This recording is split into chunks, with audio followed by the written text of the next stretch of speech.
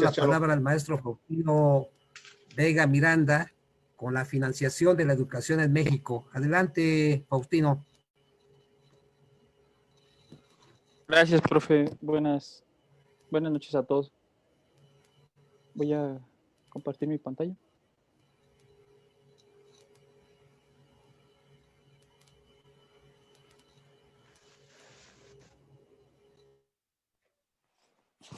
También un gusto contar con la invitación de las autoridades y un verdadero placer compartir la mesa con mis maestros y queridos amigos. Primero tengo que hacer una aclaración, no es financiación.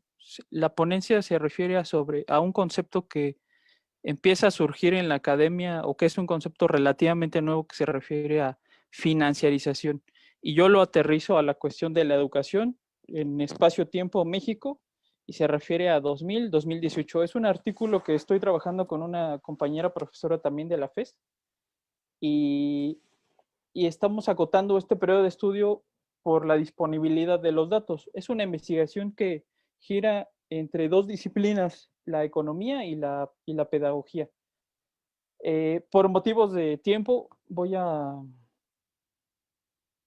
saltar a las gráficas.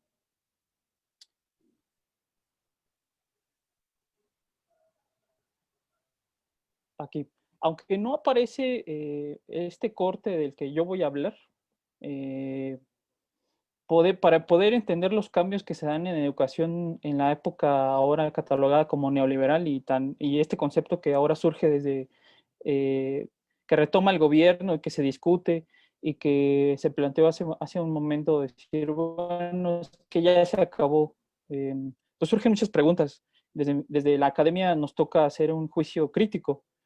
Si ya se acabó esta etapa, ¿qué sigue? Y esa nueva etapa a mí me surgen ciertas dudas en términos de cuáles son sus características.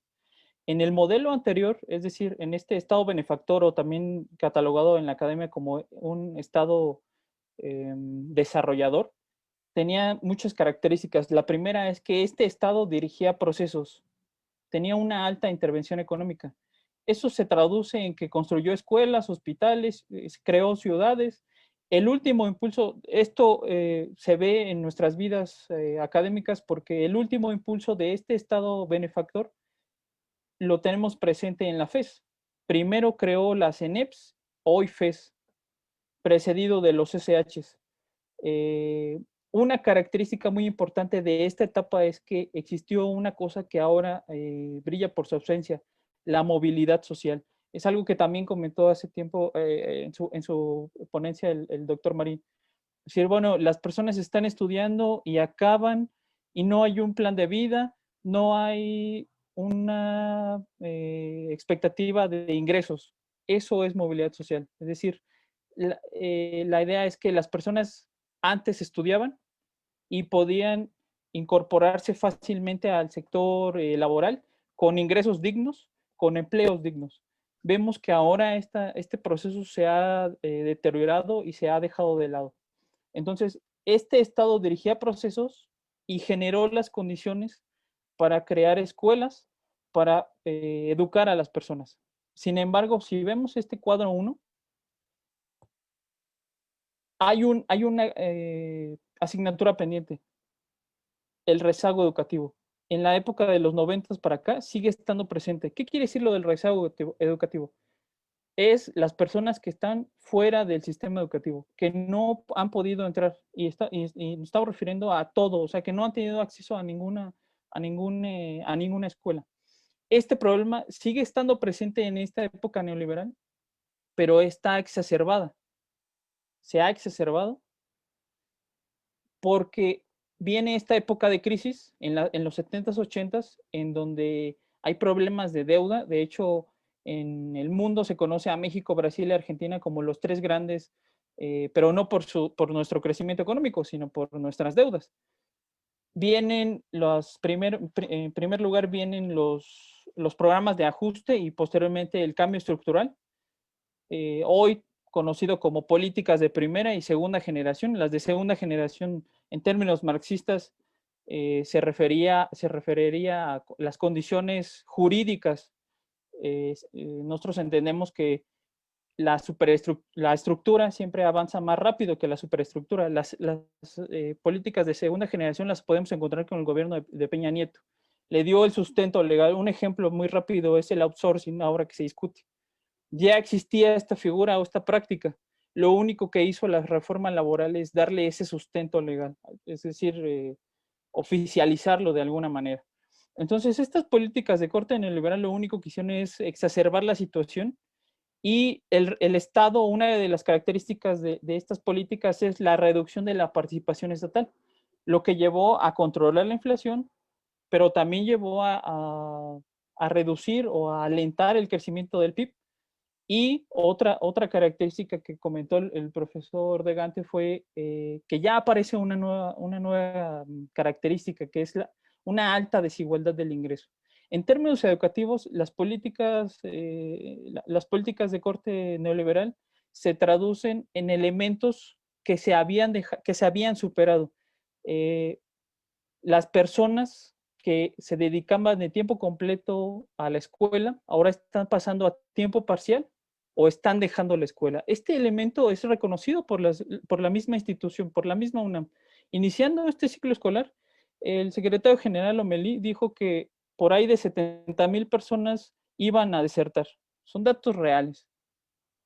Empleo precario, migración, que ya se comentó, rezago educativo y un elemento que poco se está discutiendo, la degradación del tejido social, etc., etc.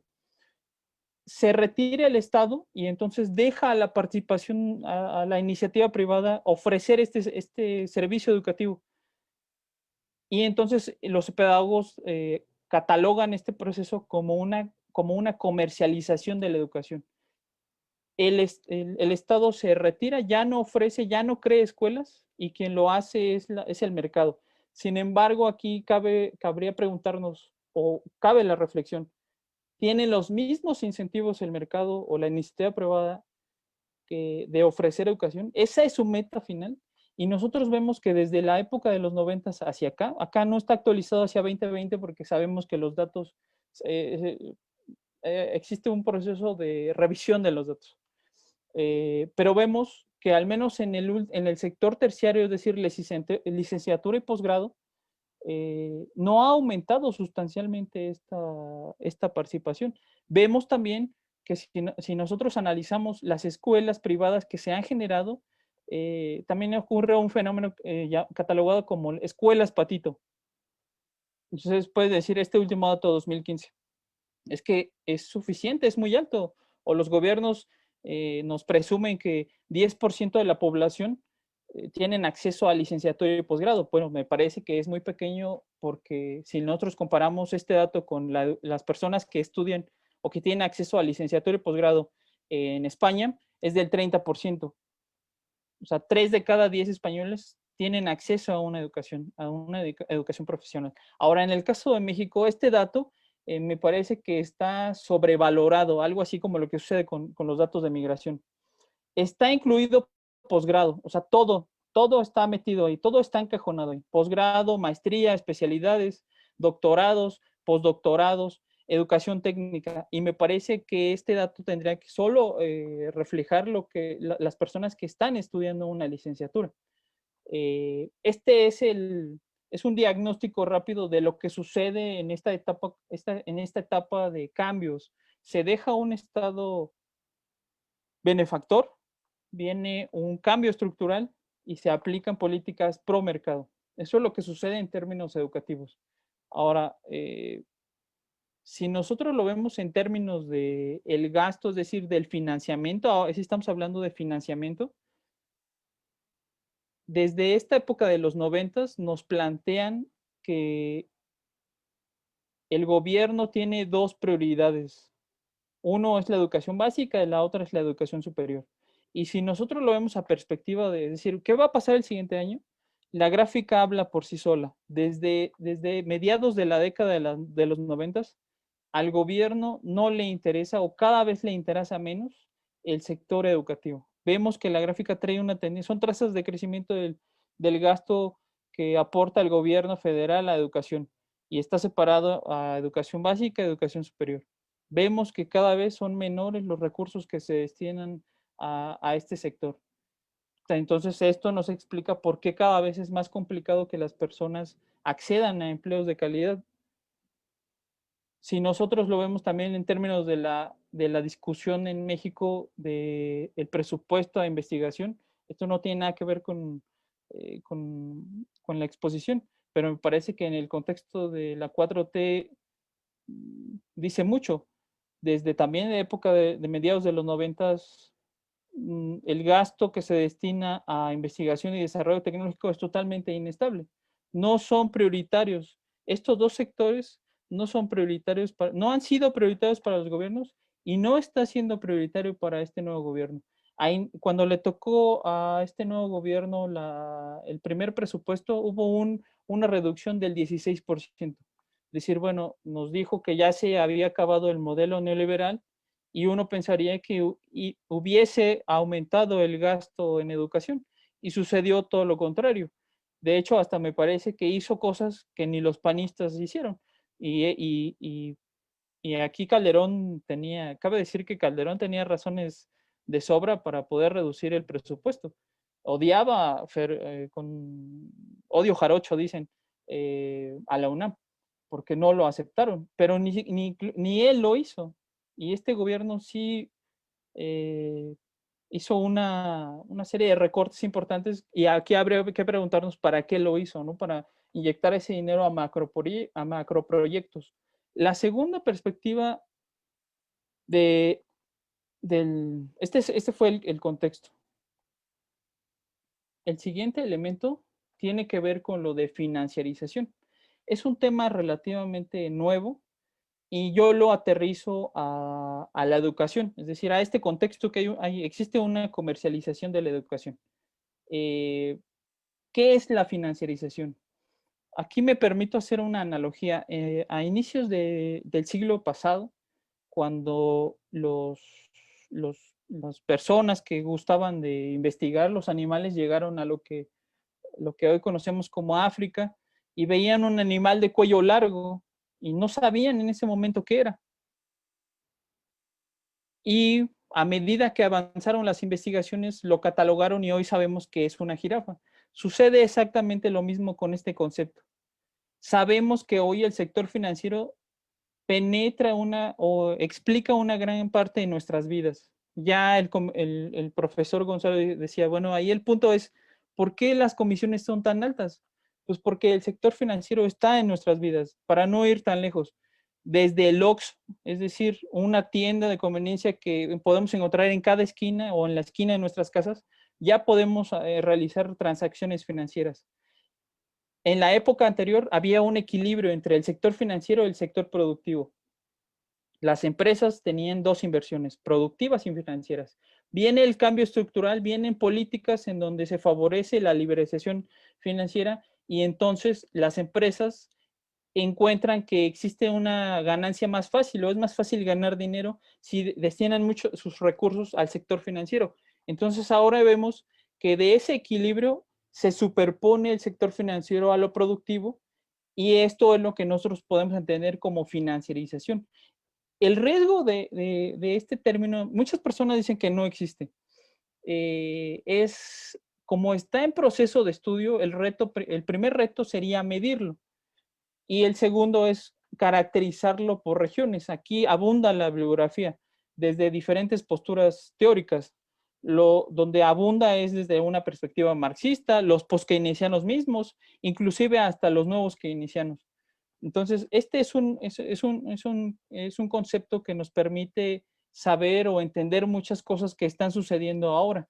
Yo lo aterrizo al sector educativo porque me parece importante y porque solo existen como dos referencias en español. Realmente donde se ha investigado mucho es en Estados Unidos con un autor de apellido Eaton. Él hizo su tesis doctoral sobre este concepto y posteriormente ha publicado artículos sobre el mismo, solo que ha cambiado el sector educativo al que ha analizado. La propuesta que nosotros estamos haciendo acá es medirlo a través de dos elementos. Primero, la encuesta nacional de ingreso-gasto que la publica INEGI cada 2 años. Y el segundo es analizarlo o tratar de medirlo con otra variable que es el crédito a servicios educativos.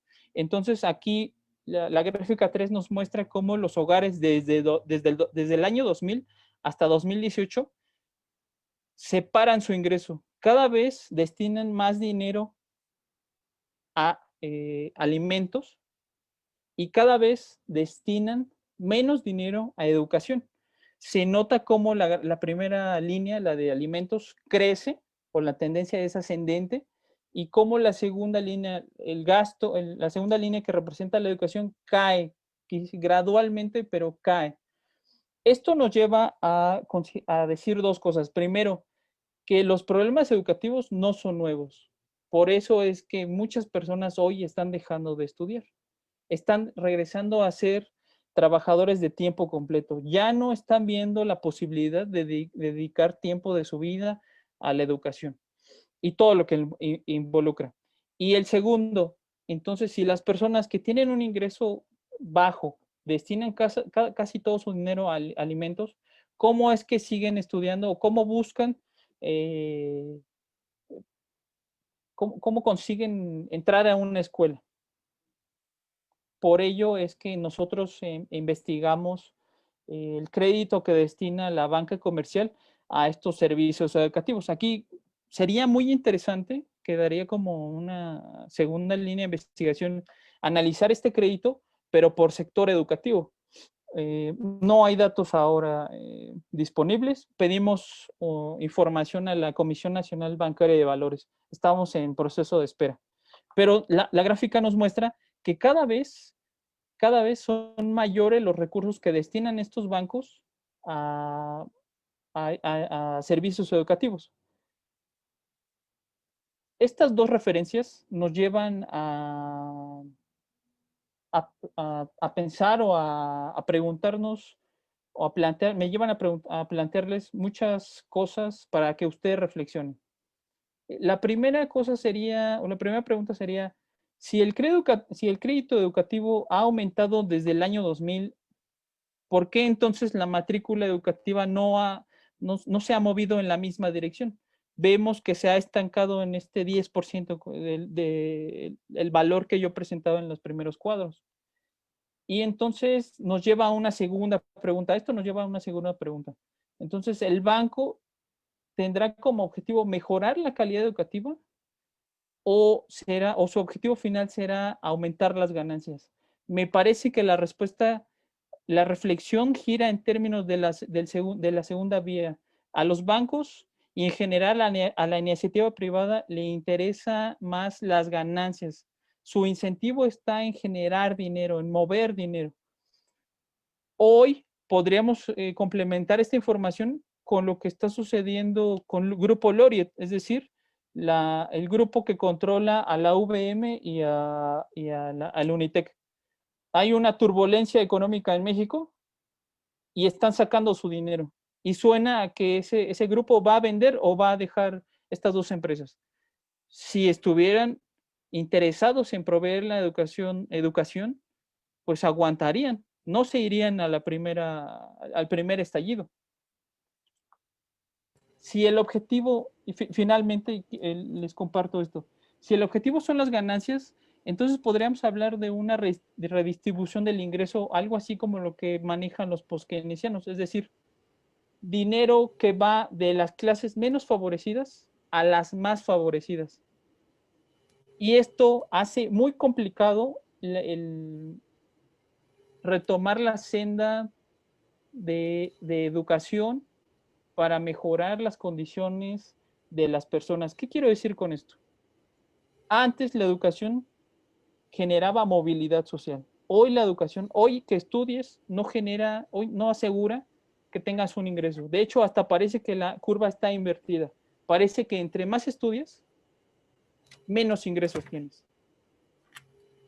Nos llevaría a plantear muchas estrategias.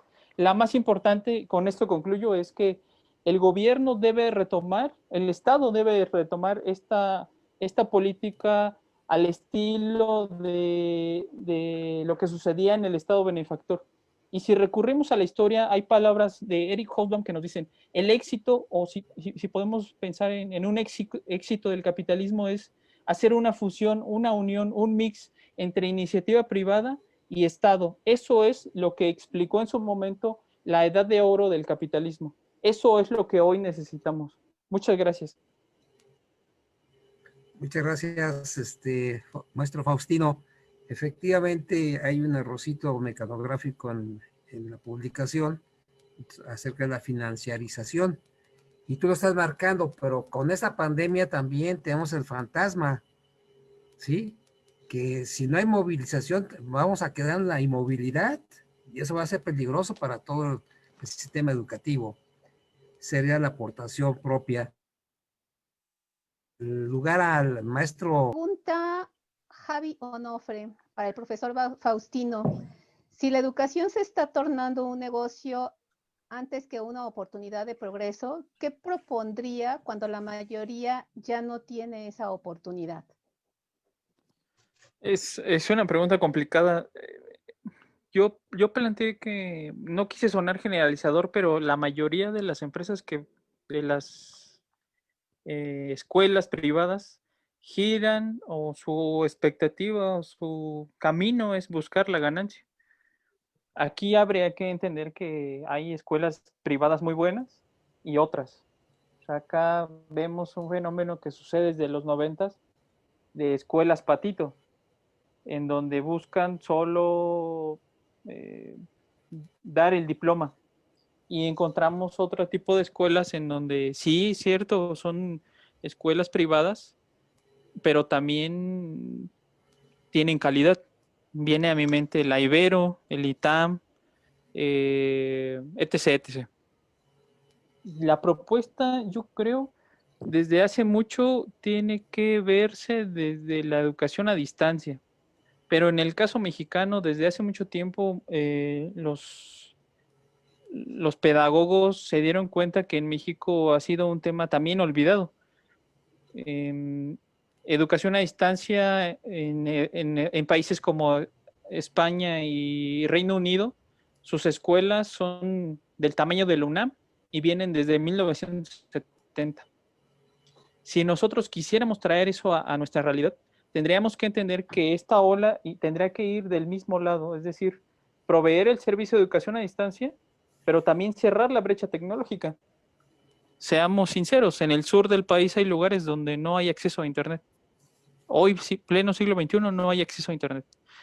La propuesta también tendría que girar en torno a que el Estado debe recuperar o debe tener un plan. En el modelo anterior del desarrollo del Estado benefactor, hubo muchas lagunas, pero había una senda. Hubo muchas asignaturas pendientes, uno de ellos es el rezago educativo. En el modelo neoliberal no hay una senda. En el actual modelo de la 4T no hay una senda. Hay dos autores, uno es de Querétaro, es Pedro Flores Crespo, y el otro, la otra maestra es Alba Maldonado, es del Poli. Han marcado una línea, es decir, este gobierno no sabe a dónde va. Nos están diciendo que hay 100 universidades, en muchos no hay planteles, no hay financiamiento, no hay dinero. Entonces el Estado debe definir cuál va a ser la meta, cuál va a ser el producto y soltar el dinero. Si no, la tendencia va a seguir como la gráfica, hacia abajo. El que no haya, con esto acabo, el que no haya educación en nuestra población genera un alto, o explica, es una variable que explica una alta desigualdad del ingreso, y también es cierto que es un cofactor que explica la degradación del tejido social. Muchas gracias, maestro. Si están de acuerdo, bueno, cerraríamos la sesión y si llegan más preguntas, se las haríamos llegar, ¿vale? Bien, bueno, estimadas maestros Muchas gracias. y maestras, muchas gracias, estimados maestros. Les agradecemos sus exposiciones. Estamos seguros de que los alumnos valoran que ustedes nos compartan los resultados de sus investigaciones sobre problemas actuales como migración, desigualdad, educación financiera y situación de la clase obrera. Agradecemos a las y los profesores que se reunieron hoy aquí y a las y los alumnos que se unieron a esta sesión. Mañana nos vemos a las 11 de la mañana y a las 6 de la tarde. De acá somos, Acatlán me encanta, por mi raza hablará el espíritu.